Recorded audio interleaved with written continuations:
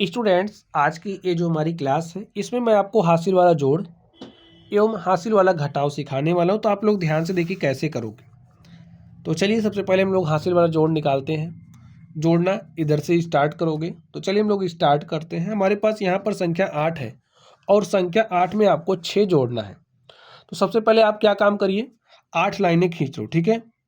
या फिर आपके पास 8 है ही, ये नीचे कितना दिख रहा है 6, तो 6 लाइनें खींचो, ठीक है। 6 हो गया। 8 है ना, 9, 10, 11, 12, 13, 14। 8 में 6 जोड़ोगे क्या आ जाएगा 14। तो 14 को देखिए कैसे लिखते हैं, ऐसे लिखते हैं।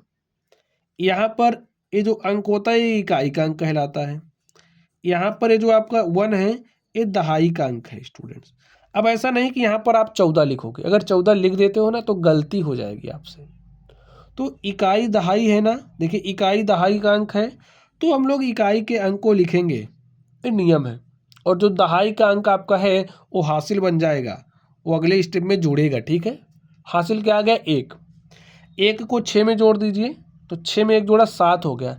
7 में 8 जोड़ोगे तो 7 8 15 होता है।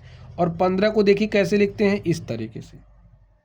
अब ऐसा नहीं कि 15 यहाँ लिखोगे, नहीं, 5 को लिखोगे और ये जो दहाई का अंक है आपका हासिल बन गया, ठीक है। चलिए 1 में 0 जोड़ा तो 1 आया, 1 में 9 जोड़ा तो 10। अब 10 को कैसे लिखा जाएगा, ऐसे। तो 10 का यहाँ पर 0 लिखेंगे, हासिल क्या आ गया 1।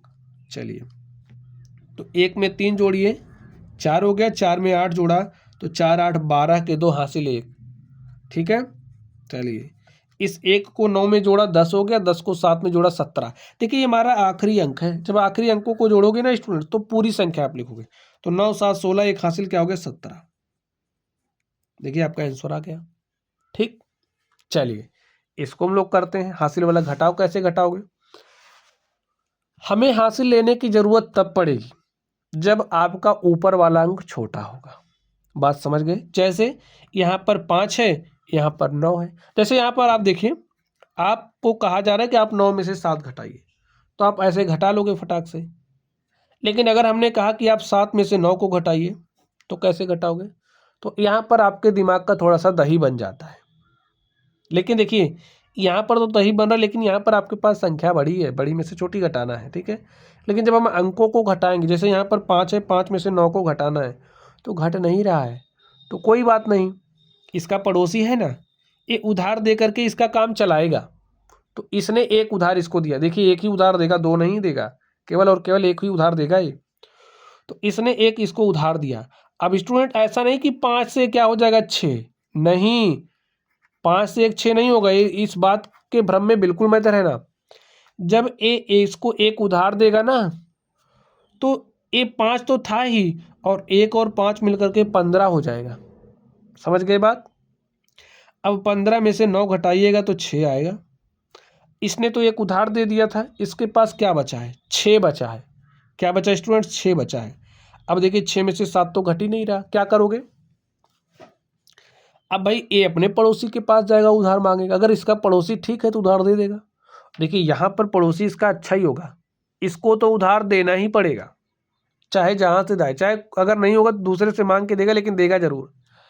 तो चलिए इसने उधार दिया इसको, ठीक है। तो यहाँ पर क्या हो गया, देखिए एक उधार देगा तो यहाँ 16 हो गया। 16 में से 7 घटाओगे तो 9 आया। अब ध्यान से देखो, ध्यान से देखना है आपको। अब यहाँ पर क्या बचा, 2। 2 में से 8 क्या घट रहा, नहीं घट रहा, लिख लो। यहाँ पर देखिए क्या बचा है 2। 2 में से 8 तो घटेगा नहीं। अब भाई ये अपने पड़ोसी से उधार मांगेगा, लेकिन पड़ोसी के पास है नहीं। अभी भी मैंने आपसे एक बात कही, यहाँ पर इसका पड़ोसी जब आप हासिल वाला घटाओगे ना तो इसका पड़ोसी हमेशा अच्छा ही होगा। अगर नहीं होगा तो ये दूसरे से मांग करके देगा, लेकिन देगा जरूर।